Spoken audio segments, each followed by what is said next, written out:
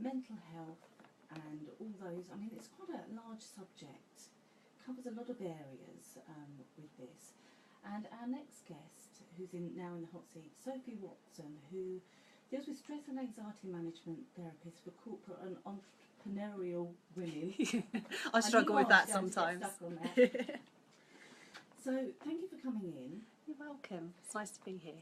Now, you're dealing with, as we say, corporate women that are quite senior within companies and dealing with this. Yeah. And at what point would they then think they need to come and see a therapist about this? Because I think in the UK we're still a little bit sort of guarded. We've not got to the point where, you know, in the USA they're quite happy, everybody sees a therapist. So the women that are contacting you, at what point are they that they then feel, goodness me, I can't? They've got to do something about it. It's normally, so they might be feeling completely lost, not knowing what direction they're going in. They might be having trouble at work, so they're not actually handling situations too well. So their work is then becoming affected. They're working late into the evening, even when they get home, not having time off, so that work-life balance is starting to become an issue as well. And just realising sometimes they're not reacting in a good way towards other people. So that's mainly when people tend to contact me, because they actually recognise that, hang on a second, this isn't me. Yeah. Yeah. I mean, I have a friend that recently said to me she's moved up the career ladder quite quickly after going back to work after having children, and then spoke to me only a few weeks ago saying, I think they're going to find out I'm a complete fraud. Yeah. I said, what do you mean? I don't think I can do this. I don't think I can do this job. And I said to her, look, so your bosses that have interviewed you, I said, were they complete numpties or something? No. I said, so why would you not think that you're capable of doing this? But there's lots of people that have this self-doubt. Yeah, and because we're comparing ourselves to others as well, that has a lot to do with it. So we end up getting into these roles, and then we see somebody else that's doing really well and looking like they're really confident in that role, and then we start comparing ourselves to that as well. So then we're thinking, well, hang on a minute, I'm not doing this job as well as they are. Also, there's lots of other things going on as well. So your home life. So if you've got kids as well, it might be that you're feeling as though you're not actually spending enough time with your kids. So it's like, well, what area do I put more energy into? And then you feel as though you're not putting enough energy into each of the areas. So it becomes a bit of an issue then, and our confidence starts to be knocked. So sort of in situations like that, I mean, I try to say to her, you are, you wouldn't be there, they would have found you out by now. Yeah. Type of thing. And to say, I can do it. But sometimes it's that inner critic as well within us. Yeah, exactly. So, I mean, something that I teach my clients to do is to actually look at the evidence of when you've actually done well. So it's actually thinking about all the times that you've actually done something really good within your work and focusing on that. So, like, say you're a therapist like myself, it may be just looking back at the testimonials that you've had from your clients. So it's showing you that actually you are helping people, or you have done a really good job with that person, and still just building your confidence back up again, because we tend to forget that. Yeah. So the therapy that you offer, what sort of therapy are you offering to people? Okay, so it's complementary therapies, but it's a combination of things. So it's a lot to do with mindfulness. It's a lot to do with like energy therapies like Reiki, pranic healing, quantum touch. It's mainly about getting to the root of a problem rather than just covering it over with medication and whatever else. So you're actually dealing with the root rather than the symptoms. And it's teaching people how to find new ways of dealing with issues, because if you continue to do the same thing over and over again, you're going to get the same results. So it's actually stopping, taking note of what's going on within you, and actually taking a different action to what you would normally. So do you go and do people come to you? Do you go out and see people? So I work from home. I've got a therapy room at home. So they either come to me or I work with them on Skype. So they can be anywhere in the world. and I'll work with them. But it's showing them those techniques so that they can start using it in everyday life and everyday situations as well. So for example, because often when we're stressed, we're not functioning properly, we're not sleeping properly, and I think it's people recognising that the triggers are starting to happen and understanding that we all feel sometimes, not been sleeping for a couple of weeks, I think I'm worried about work, but it's when it's ongoing.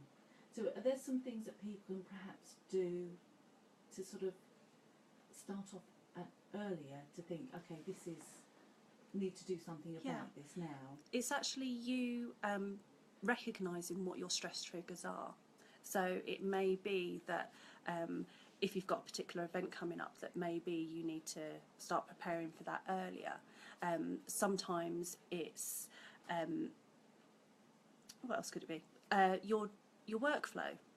It's just recognising that actually my workflow is stressing me out. I need to either start delegating something, or I need to do it in a different way. So it's just recognising those things that are stressing you out to start off with, and then you can start to do something about it and start to think about it in a logical manner as to, okay, what can I do about this? What can I change in order to start moving forward and being less stressed about it? Yeah, and I think if people have set up their own business, it's very hard to let any of that go to somebody else. Oh, tell me about it. I know. Very hard to delegate, find somebody that's going to come in and be as passionate about your business. Yeah, because it's your baby at the end of the day. It's your baby that you're building up. But we're good at some things and not good at others. And it's recognising. And it's recognising that and accepting that actually somebody else could do a much better job than me, than I'm actually doing with that particular thing. So for me, I can't stand maths. I don't like doing my books. So I've got a bookkeeper now because I know that she can do a much better job of it than I would. Yeah. So it's having the courage to actually recognise, I can't do everything.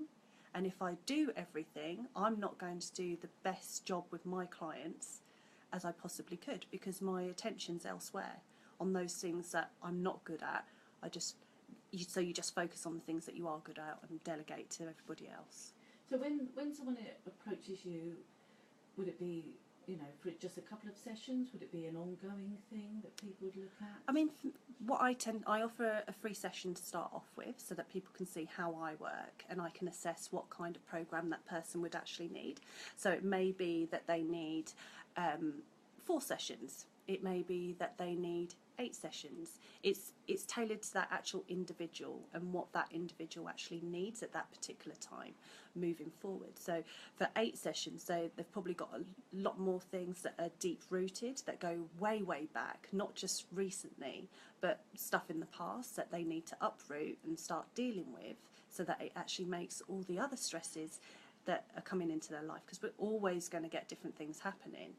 It's actually learning how they can deal with that stuff from the past, and then moving forward, how they can deal with things in the future as well. Yeah, because again, we bury stuff, don't we? We bury it. Yeah. And we think we're dealing with things, and it's there constantly. Yeah. It's bubbling away. Yeah. And so when you're making, people are obviously concerned about having to bring all the past back up. Mm-hmm. Is that going to make things worse for them? Is it, by bringing it all back up again, is it going to then set off lots of other triggers and things? How would you deal about sort of bringing it back up but parking it? Okay, so the techniques that I teach my clients are basically, it's bringing that issue up, dealing with it there and then actually doing some exercises which will then help your brain to shut off from it. So it's actually, right, I'm done and dusted with that. I don't need to worry about that anymore. So these techniques are very, very useful in helping them to sort of like switch from, right, I'm done with that now. I don't need to do anything else with that. I can get on with my life. But they learn lessons from those past experiences, so that if something similar comes up again, they know how to deal with it in the best possible way. Because to be honest, we can't change what's happened No. in our past. No. And it makes us who we are Yeah. as a person today. And Yeah. I think it's understanding that. But sometimes people don't want to go back over what happened in childhood. Yeah. And, you know, and especially if there's been any sort of trauma or, you know, Yeah. or any issues like that have happened. I mean, the thing that I try and get them to realise is that they actually need to just go and confront it, because there's a lot of stuff, a lot of times when people actually have wanted to say things to that actual person that may have caused them harm, but they haven't actually been able to do that. And that just sits in their mind. So the techniques that I show my clients are basically helping them to actually be more assertive and be stronger and in control of that whole situation, in order to let go of that and start moving forward and actually having a much better life for themselves. Yeah, we don't like conflict as people. No, we try and avoid it. But the problem is when we're holding on to all that stuff and not saying it, the only person we're actually hurting is ourselves, because we're holding on to that resentment, we're holding on to that anger, where we do actually need to do something with that and start releasing that. Are there just some just very simple sort of techniques that people can use if they tend to mull over the whole day and mull over the next day at night time? Is a journal or anything like that a good idea? Gratitude journal. This is what I tell all of my clients. So it's I do this just before I go to bed at night. So I will get a notebook and I will write down, I'm so thankful and grateful for, and it'll be whatever's happened during that day that was positive. Okay. Some days it will only be a couple of things that I'll write down. Other days it will be pagefuls. But it's you actually sitting and thinking about, okay, what was the positive that came out of that day? And it's great to then keep hold of those journals, because if you are having a bad day, you can just grab the journal, have a look through and see all the good things that have happened in your life, and it actually changes your mood very, very quickly. Yeah. So and you become more of the positive rather than a negative thinker. Yeah. The woe is me, this has happened again, oh my washing machine's broken and this has happened, and you know the printer's not working and I can't get my, so it's then overcoming that and being positive and saying, okay, it has happened, but these good things have happened too. And you know, and then finding ways of dealing with situations. And the thing is, you can't think a negative thought and a positive thought at the same time. You just can't do it. Just trying now. So Yeah. can do it. It doesn't work. But negative thoughts, it's like a snowball effect. So you get one negative thought, it's very easy to get another negative thought and another one and another one. Exactly the same with positive. So if you have a positive thought, you can very easily find another one and another one and another one. And positive thoughts are much more powerful than your negative thoughts. They can override those negative thoughts. So one of the tips I show my clients to do is actually, if they're thinking in a negative way, is to actually just stop, acknowledge that they've got those negative thoughts, and then distract themselves. So it may be that they just start to look around the room and start looking for things that they like. And it changes your mood so quickly. You only need to do it for like half a minute and your mood has completely altered, because you're now looking at positive things, you're looking at things that you like. Yeah. And what about with regards to sort of on the stress level side of things, when I would say sort of within a senior sort of position, you need to get up and give talks, you have to, you know, chair meetings, and that can all be very overwhelming. Yeah. And, you know, you've seen people where they get up to talk and you can hear they're It's shaking. just going. You can see if they're holding any papers, they're shaking. So do you help people sort of with some tips to overcome things like that as well? Yeah. A lot of the time it's like setting the intention of what you actually want to achieve from that talk, from that meeting. So if you're preparing for it before you get there, then it's going to run a lot easier, because your brain, if you set the intention, okay, I want to cover this, this and this, your brain's going to start looking for the ways in which to actually do that. And the other thing to do is to actually do breathing techniques. So if you just breathe into the count of 4 and then breathe out to the count of 4 and do that for just a little while, your body immediately starts to calm down. So if you're doing that before you go up on stage, before you go into that meeting, but also set the intention, your brain's going to be a lot calmer and your whole body is going to be calmer too. Yeah, because I've known a few people that work themselves up into Yeah. a frenzy where they just don't feel they can do it. Yeah. But I said to him, honestly, within 20 or 30 seconds of being there, They're just flowing. it's fine. Yeah. It will be fine. But it's making people realise that, and at the end of it, we all make mistakes. Yeah. But that's great that we make mistakes, because if we didn't make mistakes, we'd never learn anything. Yeah. So it's always, I always say a mistake is a mistake. You can always try again. Yeah. And it does, you learn from it. You learn not to do it like that again. Yeah. That, the way you might have presented didn't work for the audience you had, that Yep. type of thing. And it's picking up on those sorts of things. And at the end of the day, was it really that bad? Was it actually as bad as you thought it was? Did other people come up to you and say, oh, that was awful, what did you do that for? Probably not. No. They probably came up to you and said, oh, that was really great. But you, in your own mind, you thought it was awful. Yeah. But we're all like that. We give ourselves a hard time and we over-critique things. We do.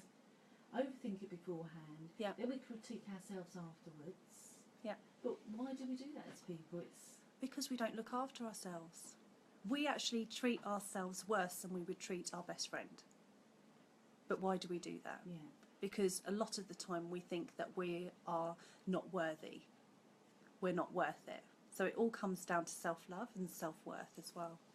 Yeah. So if people want to get in contact with you, you have a website, don't you? Yes, I do. Do you want to? Okay, do so it, or it's I'll do it? all Yeah. the W's, Yeah. sophiewatson-therapy.com.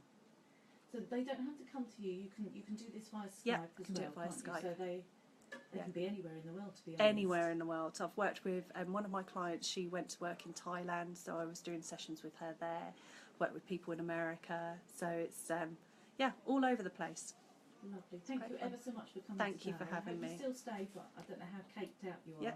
at the moment. They're lovely. So thank you ever so much. Thank you very much. So interesting. Thank you.